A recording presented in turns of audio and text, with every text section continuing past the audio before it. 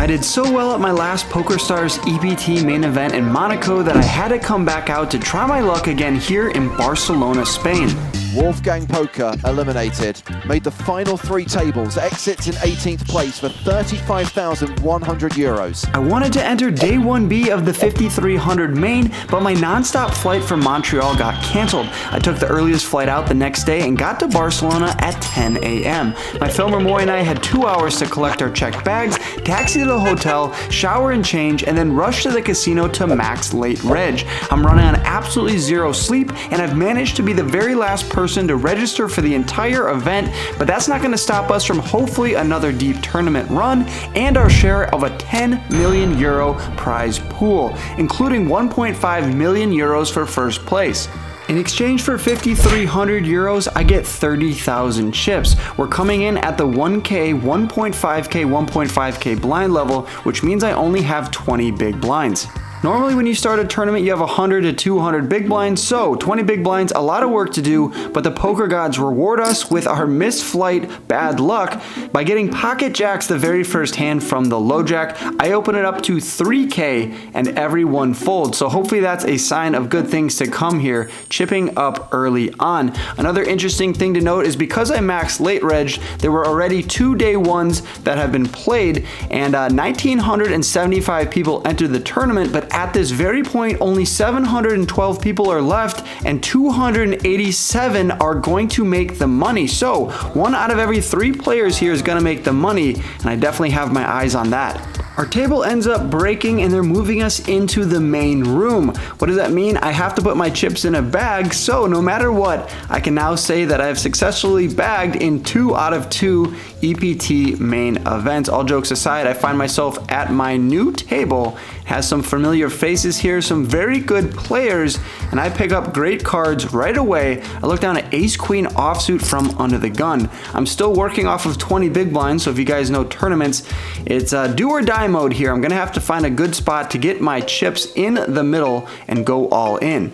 We're only gonna get 1 customer from our under the gun open. It's Enrico Kamoski. You guys might remember him from day 3 of Monte Carlo. Him and I flipped at the end of day 3. Ace Jack the hand for Kamoski, pocket 10s for Wolfgang. I love the fact that he tries to assure everyone who loses to him that it's all good for poker. So he's got revenge on his mind. The flop comes King 9 deuce and I have position. Gonna go for a C bet here of 3,000 chips. Interested to see what Enrico does here, and he ultimately finds the call. When the turn comes a brick, it's the deuce of clubs. Enrico checks it over to me for a second time. At this point, I could either check behind or go for a hefty bet. If I had a hand like King Queen, King Jack, King 10, what would I do here? Well, I'd probably go around 10,000 chips. What would I do if I had jacks or 10s?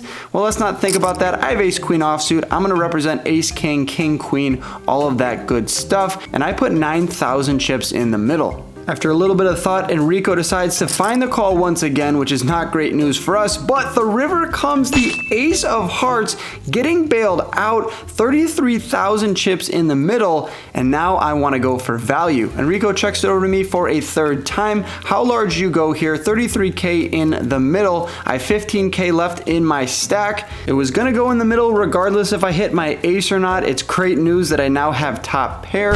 I rip it in for 15K. And that's why Enrico is a great player. He does find the fold, but pretty great news, taking down a 48K pot, and we're 2 for 2 here in the EPT main event. Now that I have 30 big blinds out of the danger zone, I have a little bit more playability. I look down at King 10 of hearts from the hijack and I decide to open it up to 3K. The player to my left, Stoyan, puts in the call and the big blind does as well. In these tournaments, you'll see the small blind and big blind completing a lot of the time and pretty rarely going for a squeeze. We're gonna be playing a lot of heads up and 3-way pots, and no different here. 3 ways to the flop we go, an 11.5K pot, which comes King 5 9-4 with 2 spades. In between 2 opponents, it's usually good to start with a check, allowing later positions to go for bluffs, and I can check here with some of my ace queen, ace jack, all of that good stuff, protecting my range here, having a king in my exact holding. So when I check, Stoyan decides to go for a bet of 3K.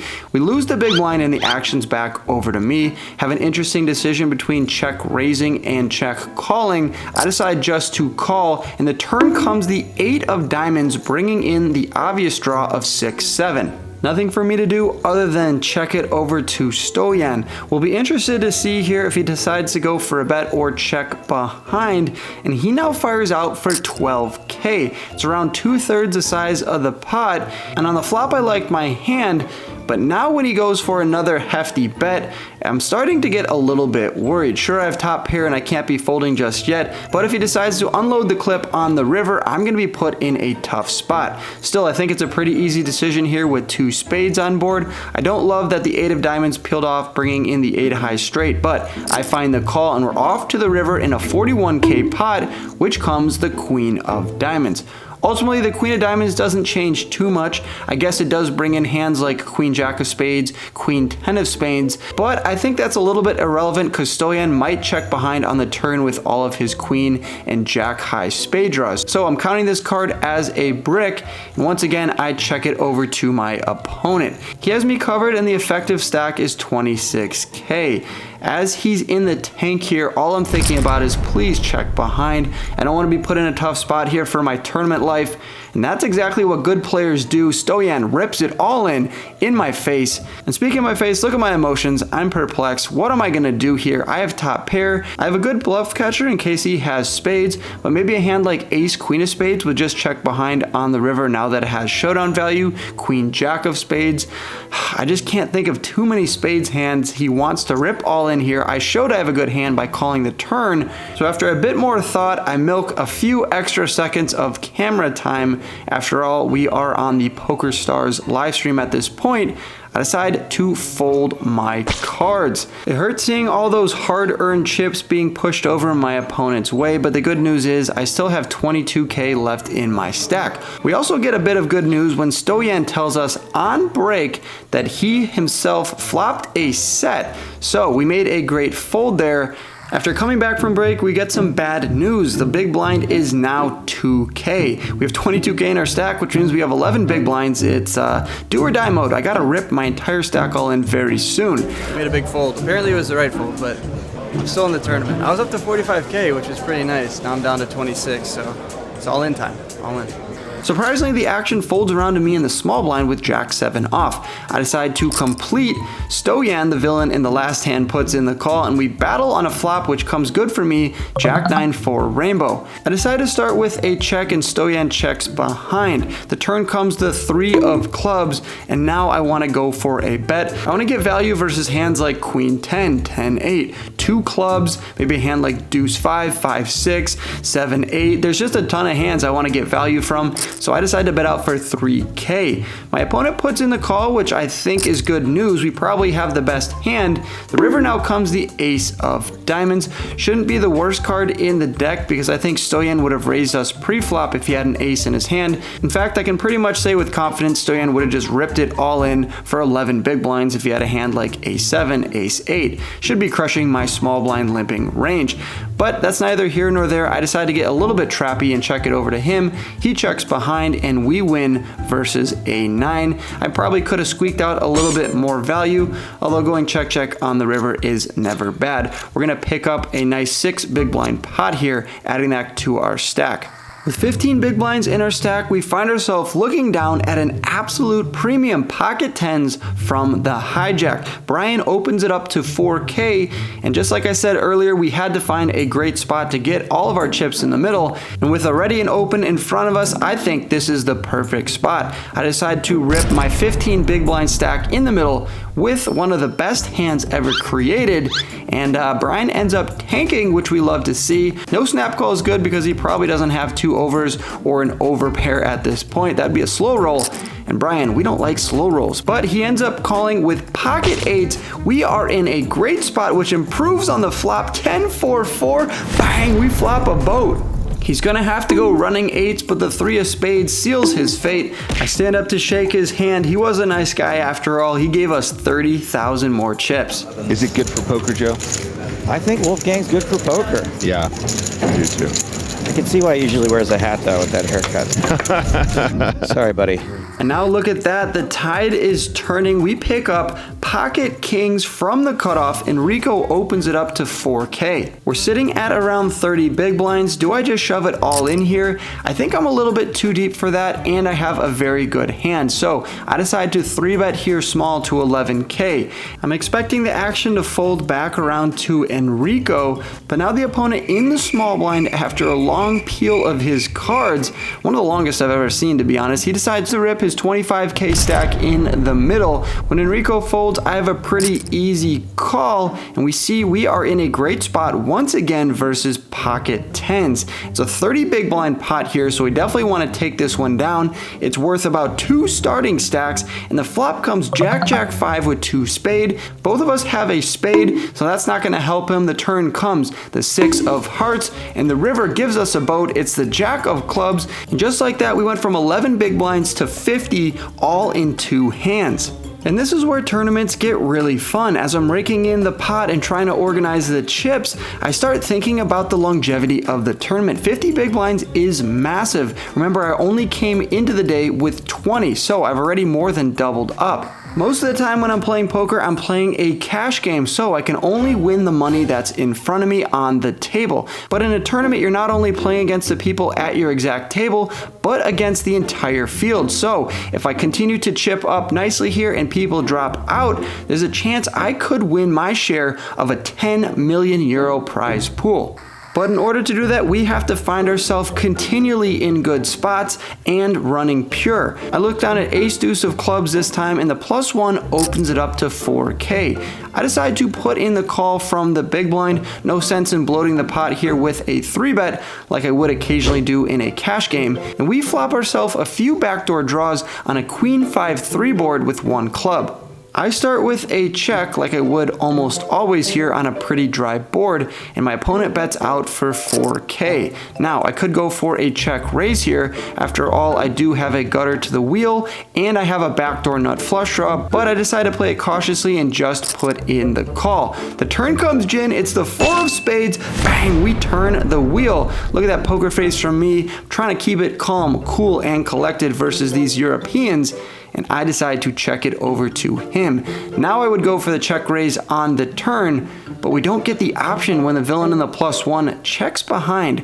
These Europeans are so smart. The river now comes the 3 of diamonds, and it's a board pairing card, but it shouldn't change too much in the sense that I don't think the villain has pocket 5s. He could have pocket queens, although I don't know if he would check behind on the turn with 2 spades and a draw out there. So I decide to go large here and bet my hand for value. I lead for 15,500, and the opponent doesn't look too stoked. In fact, he's showing no emotion at all. I'm pretty used to it at this point in these EPT main events. Everyone is so robotic and not giving anything away, but after a little bit of thought, he tosses in a call and shows some emotion when I turn over basically the nuts here. And there's disgust on his face, and when he folds his cards, I end up seeing the 8 of hearts. Not exactly sure what he had here, queen 8 of hearts or pocket 8s, but either way, a 50K pot is coming my way. At this point, it just feels like I can't lose. I'm now sitting on 4 starting stacks, so approximately $21,000 worth of buy-ins are in my stack, and go figure, I pick up my favorite hand, pocket 7s from the cutoff. Under the gun opens it up to 4K. I decide to put in the call, and we're gonna pick up the small blind and big blind, so our first 4-way of the afternoon is taking place here, a 16K pot, and I know everyone can guess what I wanna see on the flop, but of course, the dealer puts out 9-6-3 with 2 spades. But now look at this, the small blind checks, the big blind checks, and the under the gun checks it over to me. Are people playing this slow here if they have a set on a very draw heavy board? I'm not too sure about that, so I think there's a lot of Jack 10, King Queen, Ace King, Ace Queen. Pocket 7 should be good here a large portion of the time. There's 18K in the middle, and I go for a nearly 1/3 pot size bet. 5.5K is the price of poker, and one by one we see our opponents muck their cards. They all wave the white flag, which means we are on a winning streak. A 23.5K pot is coming over my way once again. Real quickly, you guys, if you're new to the channel, please hit that subscribe button. I have awesome content coming your way in the future, and I don't want you to miss out on anything I post. As level 12 comes to a close, let's reminisce on how well we ran in the past 90 minutes. We started level 12 with 22K. We ended up finishing with 126K, which is good for 50 big blinds coming back to the 2.5K big blind level. All right, you guys, I've been having a lot of fun here at EPT Barcelona, but if you guys live stateside, there is an NAPT coming to Las Vegas November 1st to the 10th, and PokerStars has given me the opportunity to give one of you a $10,000 pass that goes towards your travel, your hotel, and your buy-in. All you have to do to be eligible, there is a link down below. I'll pin it and put it in the description. Fill out the information there, and I'm gonna pick one lucky winner to win that $10,000 pass. No strings attached. All you gotta do is follow me on Instagram, that's at Wolfgang Poker, and then PokerStars, at PokerStars on Instagram. That's it, good luck, and I'll see one of you guys in Las Vegas for the NAPT. Let's go. Under the gun opens it up to 5K. The action folds around to me, and I decide just to call here with the premium Ace Queen of Diamonds. You can occasionally 3-bet here, you can occasionally call. I decide to balance here, just finding the call, and we pick up the big blind, so we're off to a 3-way flop, which comes absolute gin for us. All diamonds, king, 8, 7, bang, we flop the nuts. What a dream spot. We max late reg the EPT main event for 5,300 euros. We started off with 30K chips. We have 120K in our stack, and we just flopped the nuts in a massive pot already. Not only that, but we have position on the pre-flop razor the rest of the way, and he decides to bet out for 8K. I want to call here for a few reasons, one of which is I want to keep the opponent to my left in the hand as well. So I find a smooth call here for 8K, and I'm hoping and praying that the button calls as well. After a little bit of thinking, Max Verstappen superfan here decides to put in the call, and we're off to the turn 3 ways, and we definitely don't want to see a board pair. The Queen of Spades on the turn is a gin card. It's 47K in the middle, and Mr. Clean is in the tank. He has an awkward stack size, so I think at this point he's computing whether he goes for a small bet, whether he overbet shoves, or whether he checks. I'm not getting any reads on him. He has his entire neck covered by his hoodie, and then he goes all in. The 2 words I wanted to hear. Look at my face. I asked for a count. I don't really care how many chips he has. They're all coming my way, provided the board does not pair on the river. After counting out his chips, the dealer informs me that the all-in was for exactly 53K. Now I'm thinking about shoving here because the button is still in the hand. If he had a made hand, he's probably just gonna call off here. I don't want to just call and then we're left with an awkward size on the river. I put it in and somehow he folds. So in case he has like the Jack or 10 of diamonds, I'll probably just rip it all in here and hopefully he calls. So I think about it for a little bit longer, do a little bit of Hollywood, ask to see his stack, you know, the whole deal. All I'm thinking about is those 2 magical words, and eventually I do say them with a very dramatic chip push into the middle. It's a triangle here, very, very strong move with 2 hands, and the button sees that and immediately folds. So we are going heads up to the river in 153,000 chip pot, and my opponent has none other than pocket 8. So he flopped himself a set, I flopped myself the nut flush. We're gonna need to see a non-board pairing river card, and we get it with the 4 of hearts. Mr. Clean is gone, 153K coming my way. So good for poker. And of course, in a massive pot like this with all the cameras around, I gotta give poker stars my new catchphrase that they love so much. Most people love it, some people hate it. In my opinion, it's a great thing to show some emotion, bring some more people into the game, and have some fun while I'm gambling for thousands of dollars. Our table ends up breaking, and now we have to walk across the entire casino floor to find our next table. It's always fun parading next to the live stream table and all the other tables of opponents, and you can see how many chips they have and kind of measure yourself up against them. We eventually take our seat. It's seat number 9, and there's some fun players on this one, and I'm pretty sure the cameras aren't going to be too far away from us from the rest of the night. Easy table. I see a lot of fish here. A lot of chatting going on. They're distracted. We're going to GTO them to death here. With 80 big blinds in our stack, we find ourselves blind versus blind here versus Sven. He decides to complete from the small blind, and I check my option with queen 8 offsuit. We flop ourselves top pair on a queen 4-4 board, and there's 7.5k in the middle. The action goes check check on the flop, and the turn brings in the 9 of spades. Sven now decides to go for a bet of 10k, overbetting the turn on a 2-spade and paired board.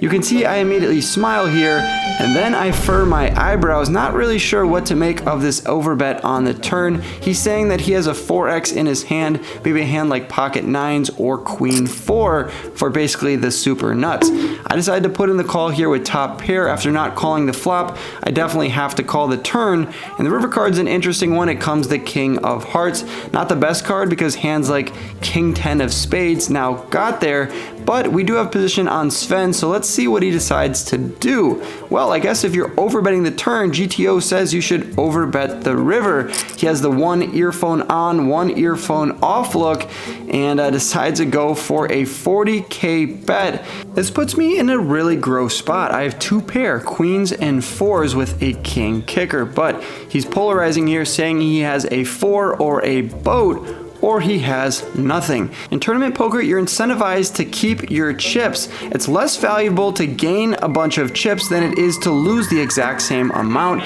As people bust out of the tournament, the equity you have in your chip stack goes up. So calling a bluff here in a cash game would make a lot more sense, but I don't really want to lose another 40k chips. I decide not to be a hero in this instance. I don't think he's overbetting the turn and river with a hand I have beat, at least not a large portion of the time, so I'm going to give up this 67,500 chip pot. Alright, I'm a little bit tilted that I was forced to fold that last hand, but I look down at pocket 6s and open it up to 5.5k. I get into a little bit of table talk here with Nasreddin, and she decides to put in the call. You think she was folding? I like a party. No influence. She was calling no matter what.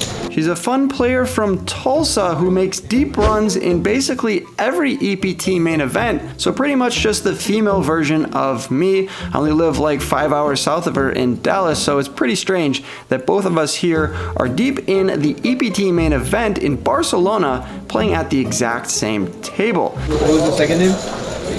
You have to ask. I can't hear. I've got like...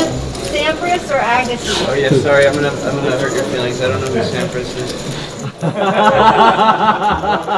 The flop comes ace-5 deuce, an odd position against a good opponent. Could either start with a check, but given the fact it's an ace-high board, I decide to bet out for 5k. She's a fun player just like myself and wants to get the table talk going with the TV cameras around. This is definitely great for poker. She asked me some tennis question, and of course, I have no idea what she's talking about. I'm wearing a soccer hoodie after all, Nasreddin. Let's keep it to the sports I know. She decides to call my 5k bet. Off the turn we go, which comes the 10 of diamonds, and I bet out small here once again. It's a little bit of copy and paste, a 5k bet. At this point, I'm getting information with this bet. If I check, she could put me in a tough spot with a bet of her own, and I probably would just have to fold. But if I bet small here, I might be able to get value versus worse hands, like king-high hands, some spade hands, maybe even a 5x. And of course, if she raises me, then I have a pretty easy decision.